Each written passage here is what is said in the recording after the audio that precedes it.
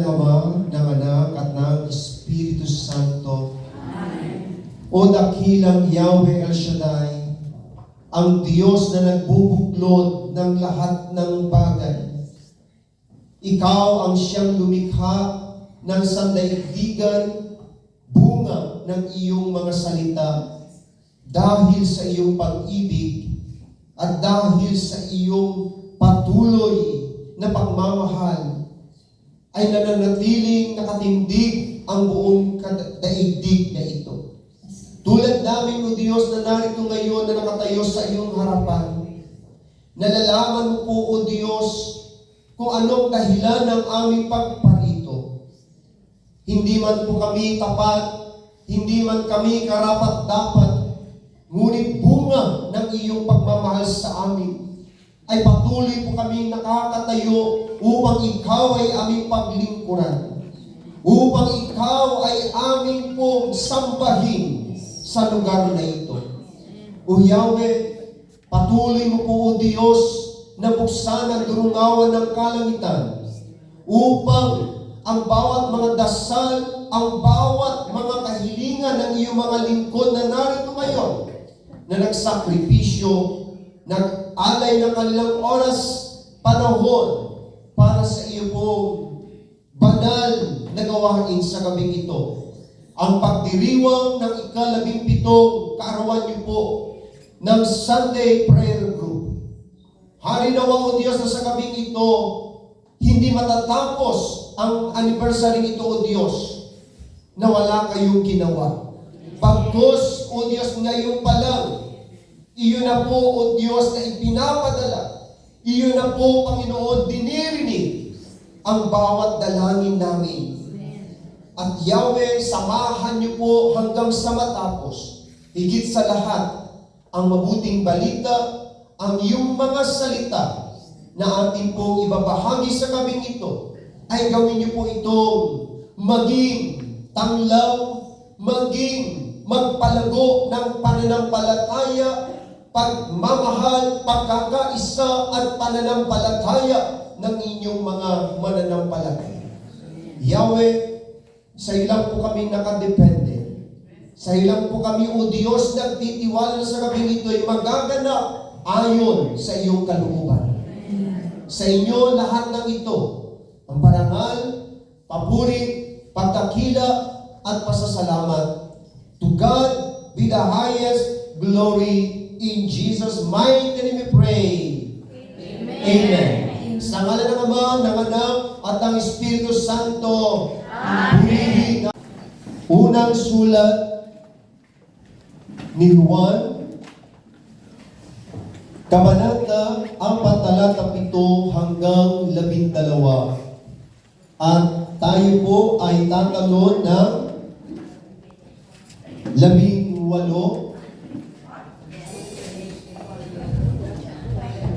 Ano ba yung nakalagay dyan? Ayan. Okay. Kali tatanong kayo lang, ano? Hallelujah. Okay. In 1 John chapter 4, verse 7 up to verse 12, at tayo po ay tatalon na verse 18 to 21. Nakita lang po ba nila? Ganito po ang nasusulat, mga minamahal, mag-ibigan tayo sapagkat mula sa Diyos ang pag-ibig. Ang bawat umiibig ay anak ng Diyos at kumikilala sa Diyos. Ang hindi umiibig ay hindi kumikilala sa Diyos sapagkat ang Diyos ay pag-ibig. Inihayag ng Diyos ang kanyang pag-ibig sa atin nang suguin niya ang kanyang bugtong na anak upang magkaroon tayo ng buhay sa pamamagitan niya. Ito ang pag-ibig. Hindi sa inibig natin ang Diyos, kundi tayo ang inibig niya at sinugo ang kanyang anak upang maging handog sa ikapagpapatawad ng ating mga kasalanan. Mga minamahal, yamang gayon kadakilang pag-ibig ng Diyos sa atin, dapat din tayong mag-ibigan. Walang taong nakakita sa Diyos kailanman, ngunit kung tayo'y nag-iibigan, nasa atin siya at nagiging ganap sa atin ang kanyang pag-ibig. Walang kalakip na takot ang tunay na pag-ibig sapagkat pinapawi ng pag-ibig ang anumang pagkatakot. Hindi paganap ang pag-ibig ng sinumang natatakot sapagkat ang takot ay kaugnay ng parusa. Tayo'y umiibig sapagkat ang Diyos ang unang umibig sa atin. Ang nagsasabing iniibig ko ang Diyos at napupuot naman sa kanyang kapatid ay sinungaling. Kung iyong kapatid na kanyang nakikita ay hindi niya maibig, paano niya maiibig ang Diyos na hindi nakikita? Ito ang utos na ibinigay sa atin ni Kristo. Ang umiibig sa Diyos ay dapat ding umibig sa kanyang kapatid. Mga magulang at mga kapatid, ito po ang salita ng ating Panginoong Jesucristo. Palakpakan po natin ang pagkabasa ng kanyang mga salita. At sa oras na ito, manatili po tayo nakatayo, mga kapatid. Kung maaari, itataas po natin muna ang ating mga prayer request. Ang lahat ng ating pong mga kahilingan kay Lord. At sa gabing ito, naniniwala po ba kayo na tutugunin ng Diyos lahat ng inyong kahilingan? Kung kayo ang itaas ninyo. Yung mataas na mataas, hayaan ninyong mangamoy ang pagmamahal ng Diyos. Amen?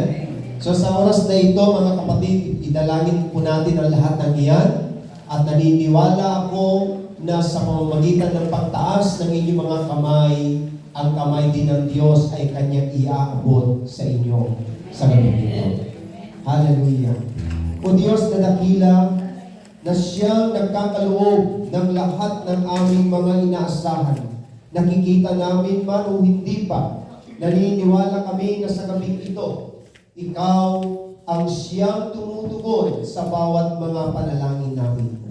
Kaya, sa oras na ito, amin idinadalangin sa inyo na sama-sama ang lahat ng mga kahilingan ng aking mga kapatid, lalo na po ang kanilang mga hawak kamay, ang kanilang mga prayer request o Diyos, at ang kanilang mga ginawang larawan ng puso.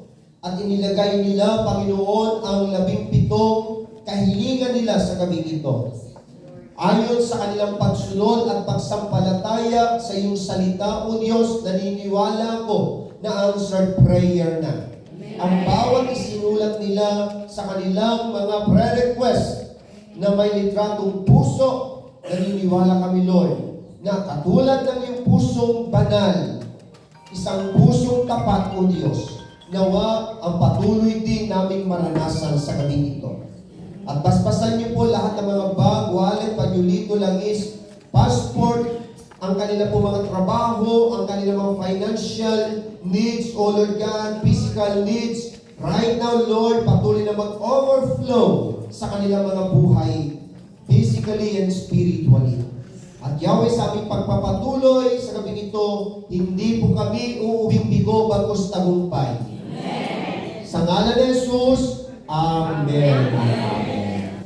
So mga kapatid at mga magulang, sa gabing ito, ako po ay magsisimula sa ating pong pag-uusapan at ang ating pong pamagat na ating pong pag-uusapan sa gabi ito ay ang the motivating power in Christianity. Ano ibig sabihin po ng motivating power in Christianity? Na ibig sabihin po nito ay yung ang nag-uudyok o yung nagbibigay lakas, no, na kapangyarihan sa Kristyanismo. So alam niyo po mga kapatid ko, no, pag sinabing motivating, ibig sabihin po, no, halimbawa, no, sa atin na lang, at sa inyo mga kababaihan, no, lalo kapag malalaki na yung mga bilbil natin. Nakakuha ka yung bilbil mo. Diba? Tapos sabi mo, ang lalaki ng bilbil ko, kapal na, ilang na, ilang piraso na. No? Sabi mo, kailangan kong nag-uudyok sa akin ngayon na hindi na kumain ng matatamis. Yan. Inuudyukan na ako ngayon na hindi na magkakain, no, ng marami. Yun.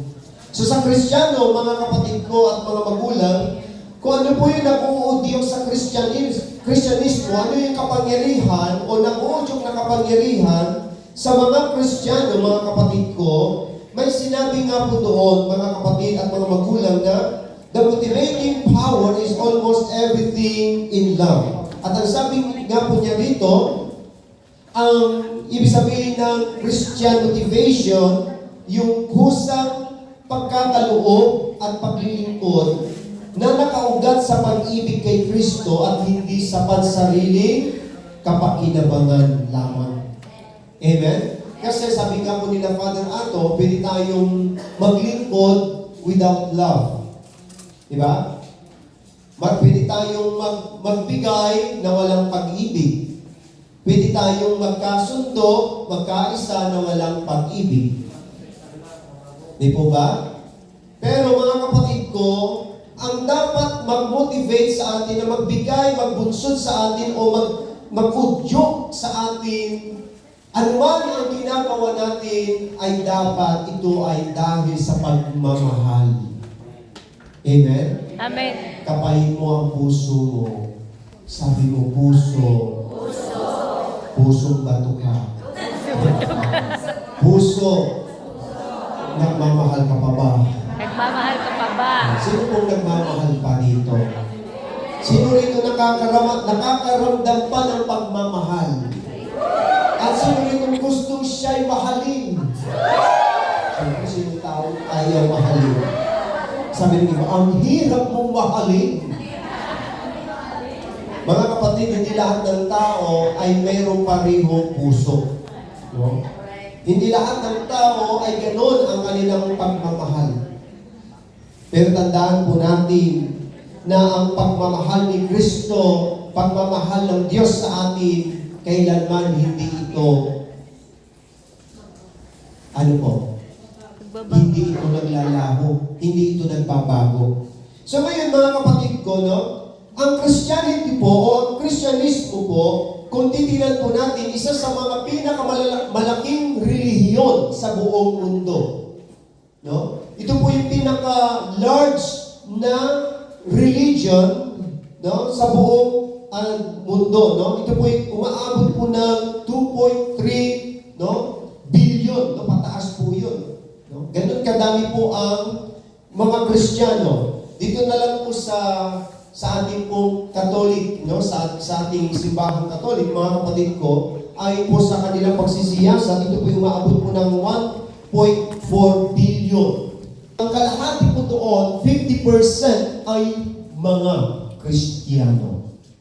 Nandiyan pa po ang Orthodox, di ba? 12% sa Orthodox ay Kristiyano. At meron pang independente o independent church. Meron pang Protestant church. Okay? So marami po, no? Isa sa pinakamalaking samahan o religion ay ang Christianity. Masaya ka bang naging Kristiyano ka? Sino rito masaya na siya naging Kristiyano? Yan, palapakan natin si Yahweh El Shaddai. Okay, tingnan niyo po ha. The love of freedom brought forth our fathers suffer to hardship in a new country. Sabi niya doon, pero marami pong mga ito'y tumutukoy sa ating mga OFW na kaya nilang iwan ang kanilang pamilya, anak, asawa, kapatid, magulang, bunga ng kanilang pagmamahal. No? Nagpapaalipin sila sa ibang bansa, no? Nagpapaalipin sila sa katulad na lang po sa Saudi. Marami mga nanay na makikita mo diyan kawawa. Halos di pinapakain. Yung iba, binubugbog ng amo, nire-rape. Nagsasakripisyo sila. Why? Dahil sa pagmamahal. Meron po isang tatay na galing Saudi po, no? Namatay. Nagkasakit, no? Dahil sa sobrang pagod, hirap niya sa kanyang trabaho. So, alam niyo po, hindi madali ang ikaw ay umalis sa iyong sariling bayan at manirahan sa ibang lupain. Mahirap. Pero bakit hanggang ngayon, 20 years ka na, 30 years ka na, nandito ka pa rin? Sabi niya, mahirap. Di po ba? Kasi po, alam niyo po, mapalad pa rin tayo dito sa Israel. Kung tutuusin. Mapalad ka pa rin tayo. Tulad dito mga kapatid ko, malaya ka nakakagalaw, nakakakilos, malaya ka nakakapaglingkod, nakakapag-serve kay Lord. Diba? Pero sa ibang bansa, hindi pwedeng ganito. Huhulihin ka, ikukulong ka, o pahihirapan ka pa, tutorturin ka pa dahil sa iyong pananampalataya kay Kristo. Kaya mga kapatid, no? Dahil sa bunga ng pagmamahal, no? Meron din po yung pagmamahal na sinasabi niya, yung love of money, no? Yung kapangyarihan, minsan ito po ay pati yung posisyon, no? Ang sumisira sa buhay o dangal ng isang tao. Kapag minahal natin ang salapi, minahal natin ang anumang bagay, maging ang posisyon ay ito po ang unti-unting sisira sa iyong pagiging isang Kristiyano. Meron po akong kilala, no? Nung siya po ay namumuno pa sa gawain, masipag. Talagang hindi mo yan mapapa-absent sa gawain. Nung natanggalan ng posisyon sa gawain, hindi mo na makita sa gawain. Oo. No? Nung una, nung siya po ay naging mataas ang kanyang posisyon katungkulan sa gawain, masipag siya, no? Kasama lagi ng disciple kung saan-saan. Kaso nga lang, nung nag-iba panguluan, tanggal, naalis sa posisyon, ayaw nang umatin ng gawain. Kaya, yun yung sinasabi ko sa inyo, pag minahal mo ang posisyon, posisyon lang yan. Pag minahal mo ang posisyon, mapoposes ka, sabi nila. Tingnan mo ang katabi mo. Kaya nga ako po, mga kapatid, no, sa aking paglilingkod, never ko hinangad ang posisyon. No? Kahit anong, basta sa akin, masaya na ako makapag-serve, makapaglingkod sa gawain doon. No? Pag ako, Lord, pag nagbubuhat lang ako ng upuan, nagbubuhat lang ako ng instrumento, masaya na ako. Biruin ninyo, kasi yun ay nag-uugat, no, ang nag-uugnay sa akin na gawin yun ay dahil nagmamahal tayo sa Diyos. Amen? Naramdaman mo yun, naramdaman ko dahil naramdaman ko unang minahal ako ng Diyos. Naramdaman ko na alam kong pinatawad ako ng Diyos dahil unti-unti niyang binabago ang aking pagkatao. Amen po ba? Amen. So mararamdaman natin ang pagmamahal ng Diyos sa araw-araw na ikaw ay nagkakaroon ng pagbabago. Tingnan mo ang pagmumukha ng katabi. Di ba? Ang ganda-ganda niya. Amen? Pero kung noon, nung wala ka pa kay Lord, di ka pa Christian, tingnan mo ang picture mo. Baka pati ka tatakbo. Di ba? Iba na talaga kapag ikaw ay nagmamahal o nakadama ng pagmamahal o yung tunay na pagmamahal. Amen? So dito po, mga kapatid ko at mga magulang, no? Sinasabi pa niya dyan yung pagmamahal ng isang ina, no? Yung pagmamahal ng isang ina sa kanyang maliit na anak, sa kanyang baby, mga kapatid ko, yun yung po yung nagtutulak, no? Nag-uugnay. Nagsasakripisyo siya, nagpupuyat siya, no? Kahit pagod na pagod siya, kahit trabaho, uuwi, ungi. Sabi mo ba? Pero hindi siya napapagod. Why? Dahil yung pagmamahal ng isang ina sa kanyang anak. Alam niyo po, no, ako po ay nandito po sa Israel. Lalo nung nawala na po ang aking ina, na-realize ko, sabi ko, iba talaga yung sakripisyo pala ng isang ina. Minsan, aminado ako na pag nagtatrabaho ako, nagluluto, naglilinis, no? Ay bigla na lang parang tutuloy yung luha ko na pinipigil ko. Dahil naalala ko siya kung paano yung hirap niya araw-araw nagtatrabaho, no? Siya yung nagluluto, siya yung nagtitinda, lahat, no? Galing nagtitinda yan, nakabilad sa araw, uuwi, siya pa ang magluluto.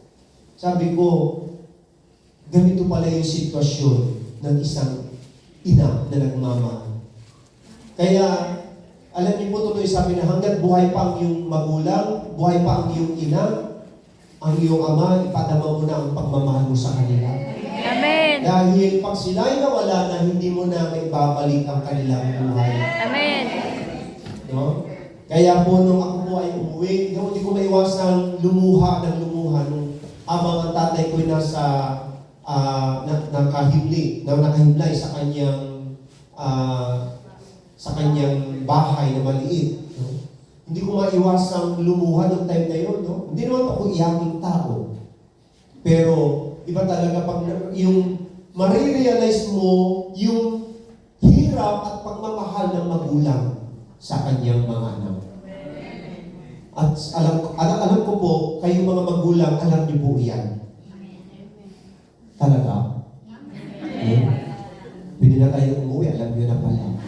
Pero totoo po, ikaw makapagsasabi dahil ina ka, nandito ka. Iniwan mo. No? Minsan pa nga may mga nanay na susumbatan ng anak. Ikaw kasi iniwan mo kami. Hindi ako nagkaganito kung hindi ka umalis, nanay. Diba? Masakit sa isang ina pag naramdaman mo iyon. Napakasakit yun. Pero wala kang magawa. Dahil yun ay dahil sa pagmamahal mo sa iyong anak. So, ganun po mga kapatid ko, no? Sinasabi niya dito, kung yung pagmamahal na magulang, ganun katindi. Pero walang hihigit sa pagmamahal ng Diyos sa atin. Amen. Amen? Amen! Hallelujah! Okay.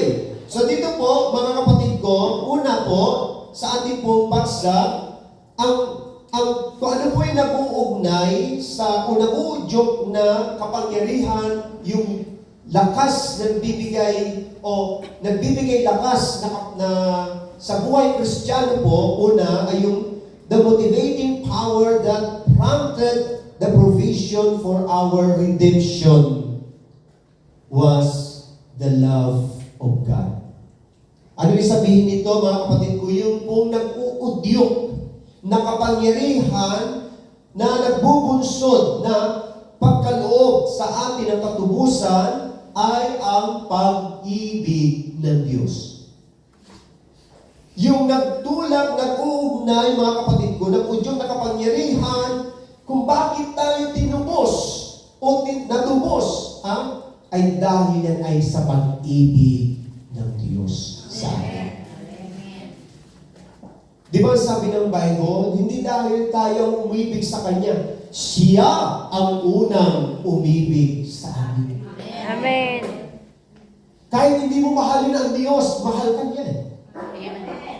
Kahit hindi mo gawa ng mabuti ang Diyos, mahal ka pa rin niya. Niyo po alam yun? Kahit pa ulit-ulit tayo lumulublob sa kasalanan, kahit pa ulit-ulit tayo bumabagsak at nagkakamali, mananatili ang pagmamahal ng Diyos. Amen. Amen po ba? Kaya sabi niya rito, mga kapatid ko at mga magulang, basahin nga po natin yung 1 John chapter 4, verse 10. Na ang sabi niya po rito, 1 John chapter 4, verse 10. Ito ang pag-ibig, hindi sa inibig natin ng Diyos. Sabi niya, kundi tayo ang inibig niya at sinugo niya ang kanyang anak upang maging handog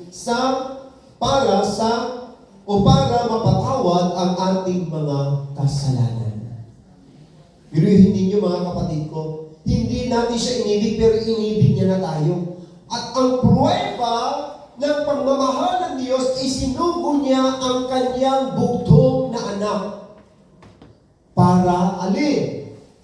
Para mapatawad tayo sa ating mga pagkukulang. Sa ating mga pagkakasala. Ibig sabihin, anuman ang nagawa ng sangkatauhan sa Kanya, pinatawad ng Diyos yan ay dahil sa pananampalataya natin kay Hesus Kristo. Amen po ba? Amen. Kalabitin mo ang katabi mo, sabihin mo sa kanya, kapatid. Kapatid. Naniniwala ka ba? Naniniwala ka ba? Ay kasalanan mo ngayon. Ay pinatawad ka ng Diyos. Pinatawad ka na ng Diyos. Why? Sapagat tinubos na tayo ng Diyos. Amen. Amen? Hindi tayo kayang tubusin ng pera. Hindi tayo kayang tubusin ang ating kagandahan kahit magpakabait ka pa, kahit lahat na ng kayamanan mo, ialay mo, ihandog mo sa Diyos. Hindi yan makakabayad. Ang tanging makakabayad lamang para sa ating katubusan, sa ating mga pagkakasala, ay ang buhay ni Hesus Kristo. Tanging buhay lamang po niya. Amen po ba?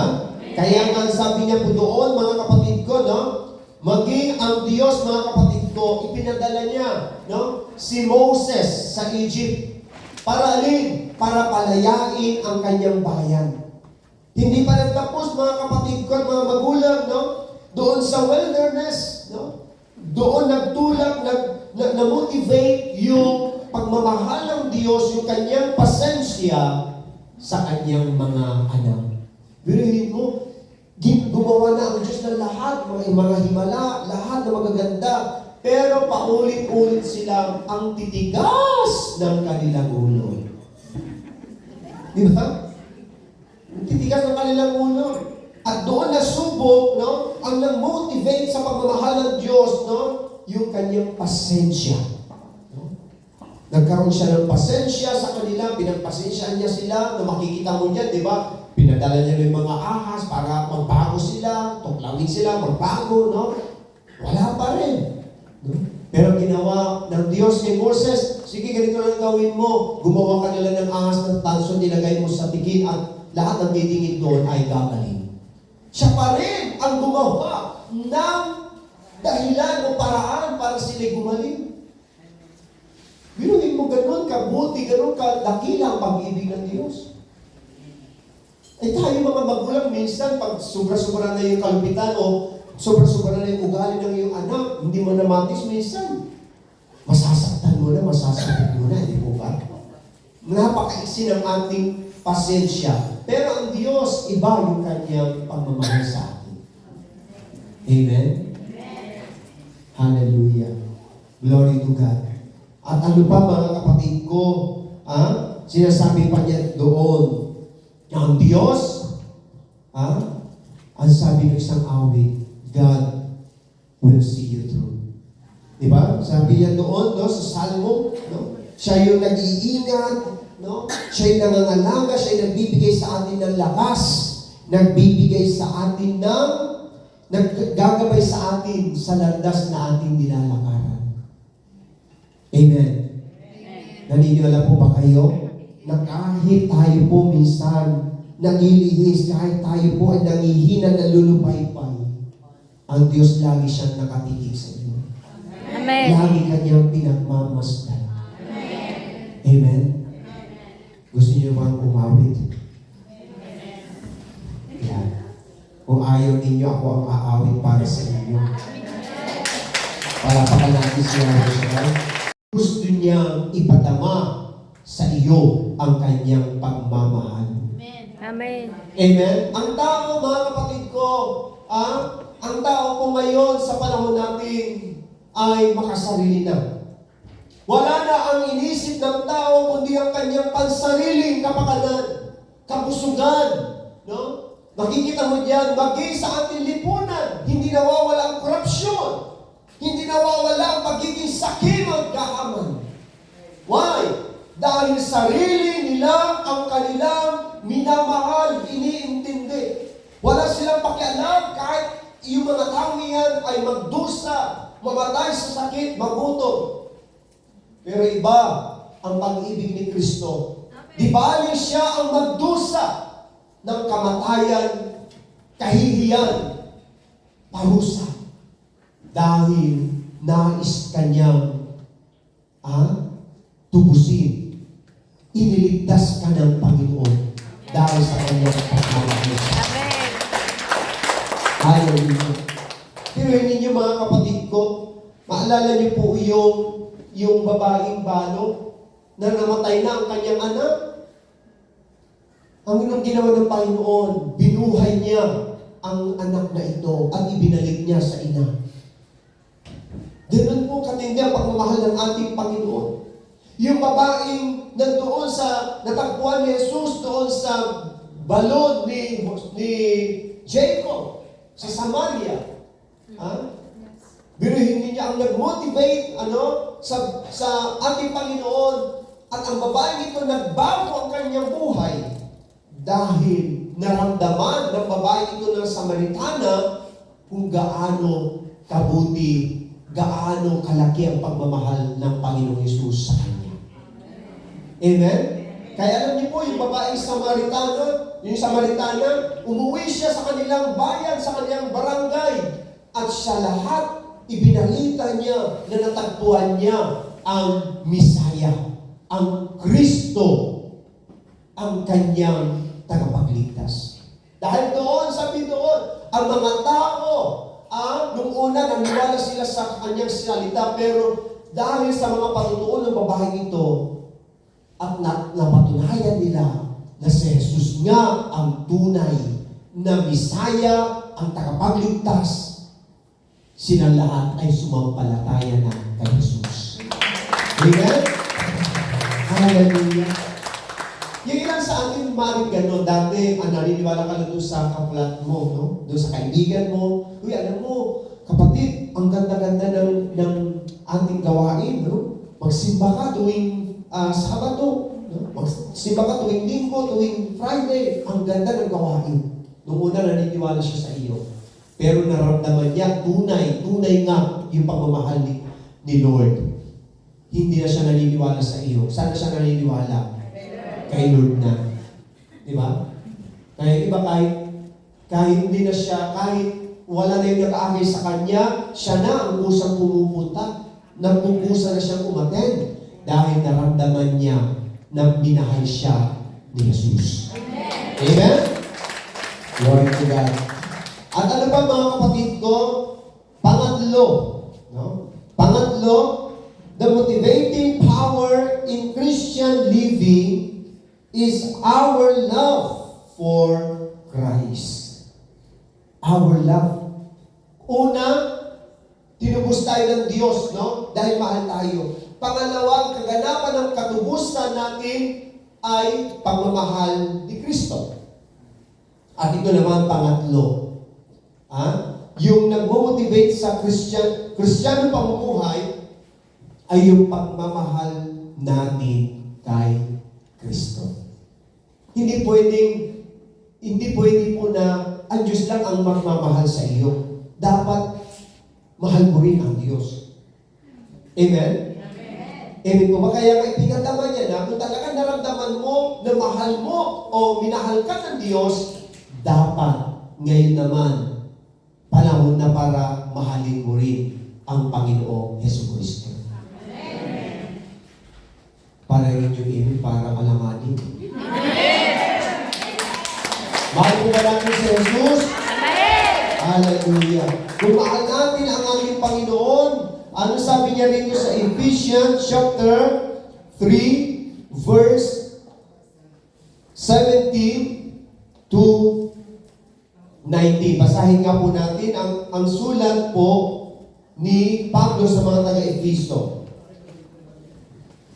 Chapter 3, verse 17.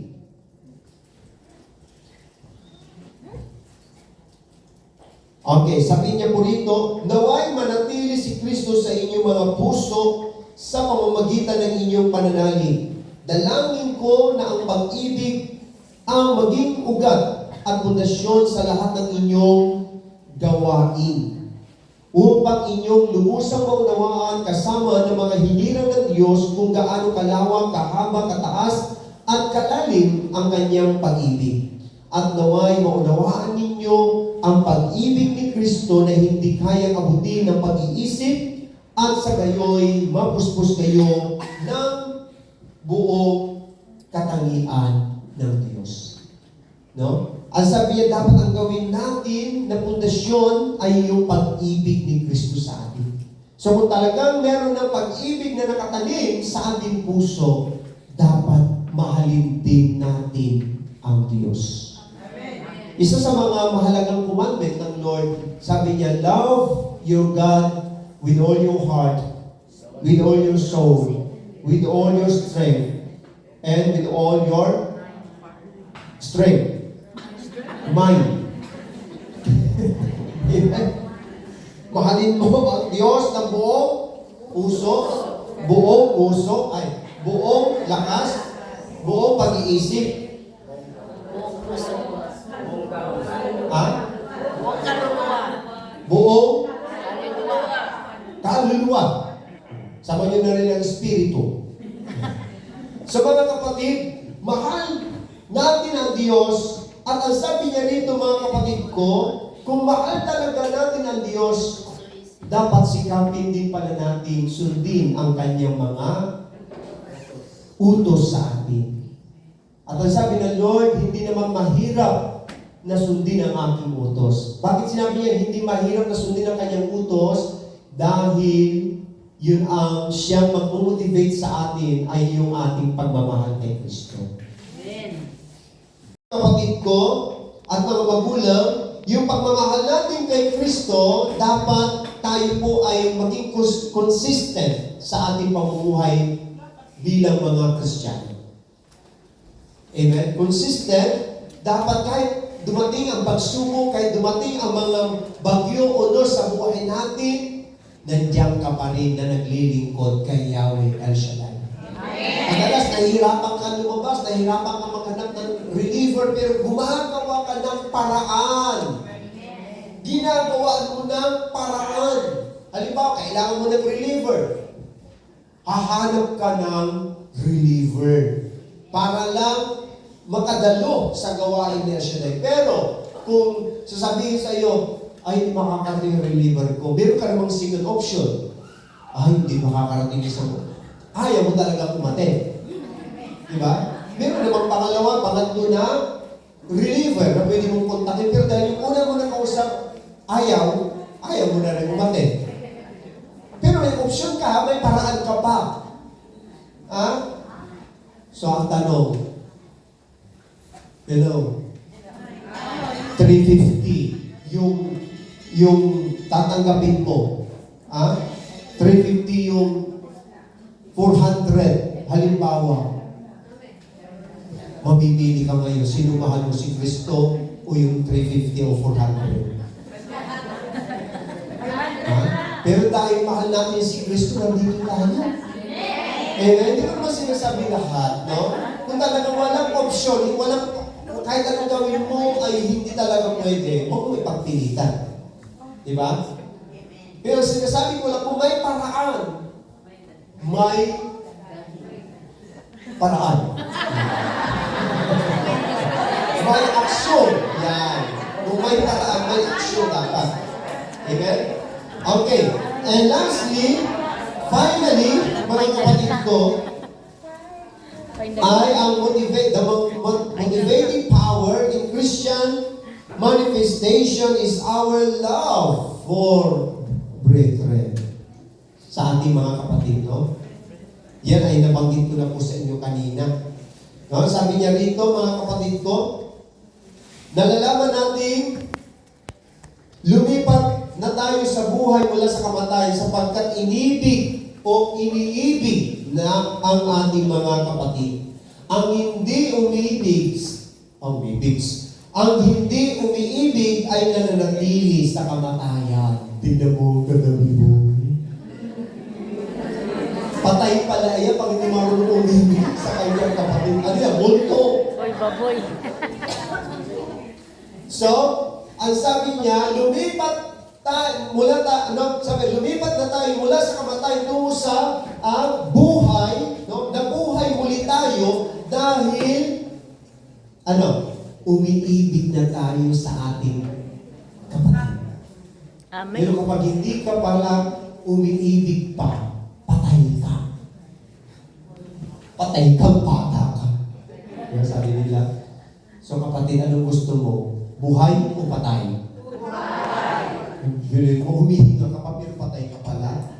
Ano ibig sabihin? Patay spiritually? Patay tayo. Pero kung nagmamahal ka, sabi niya rito, lumipat na tayo sa buhay mula sa kamatayan sapagkat iniibig natin ang ating mga kapatid. Kaya kahit anumang pagkukulang ng iyong kapwa, inutangan ka, hindi pa rin nagbabayad, hanggang ngayon hindi pa rin nagbabayad, hanggang ngayon hindi pa rin nagbibigay, mahalin mo pa rin siya, Sister Grace. Diba? Kahit anong ginawa niya sa iyo, hindi ka niya tinext. Sabi niya, tinext niya ako. Susunduin niya ako rito para dumalo sa gawain. Hindi pala niya ako susunduin. Sumama ang loob, nag-backslide sa gawain tulad. Diba? Pero kahit gano'n, mahal mo pa rin siya. Amen. Amen. Kung gusto mo ikaw ay mabuhay, dapat lagi kang magmahal. Ngayon mga kapatid ko, ito ang ating laging panalangin. No? Ito po yung sinabi po ng Efeso chapter 3, verse 17 to 19.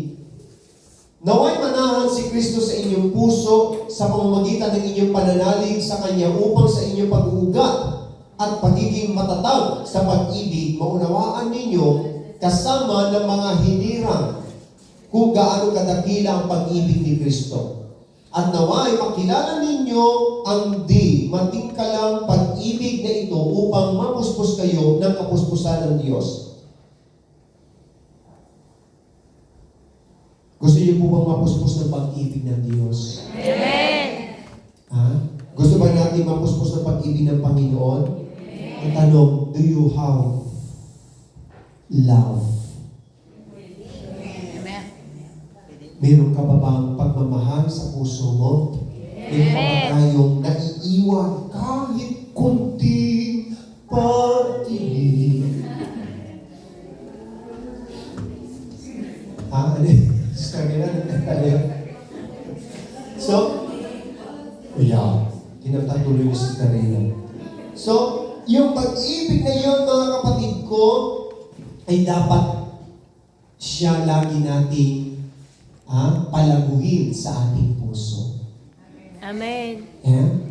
Hindi lang sa pananamit, hindi lang sa magagarang mga kwentas, hindi lang sa magagandang buhok, kulay ng buhok, at kilay.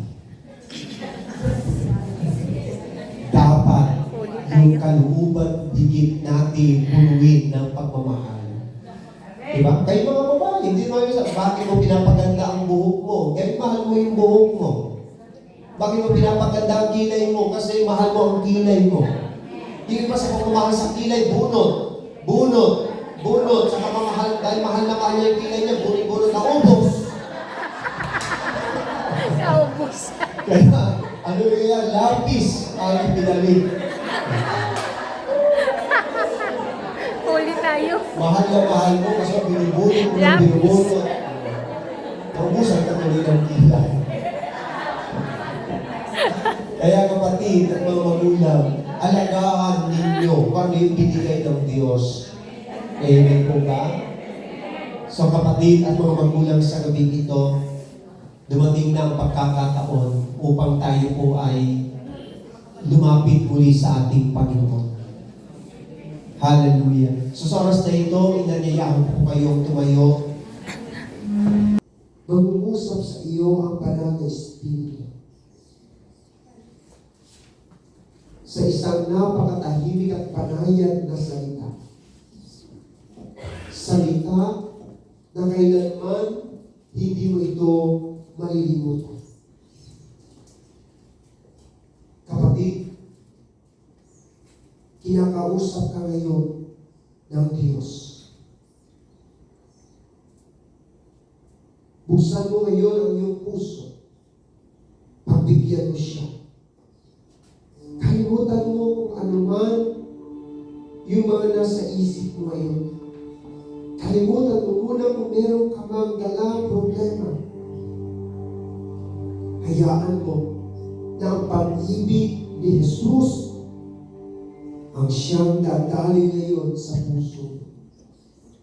Kung meron ka mang bagabag, meron mang alinlangan ngayon ng puso, hayaan mo na lahat ng ito'y pawiin ng Panginoon. Isuko mo ang iyong sarili sa harapan ng Diyos. Ano man ang iyong pagkakasala, pinatatawad ng Diyos. Nililinis ng Panginoon ang ating mga puso. Nililinis ngayon ni Jesus ang marumi naming kalooban. At palapalitan niya ng isang napaka-dalisay na puso. Lilinisin ni Jesus ang ating mga kaluluwa upang patuloy nating maranasan ang biyaya, grasya ng pagmamahal ng Diyos.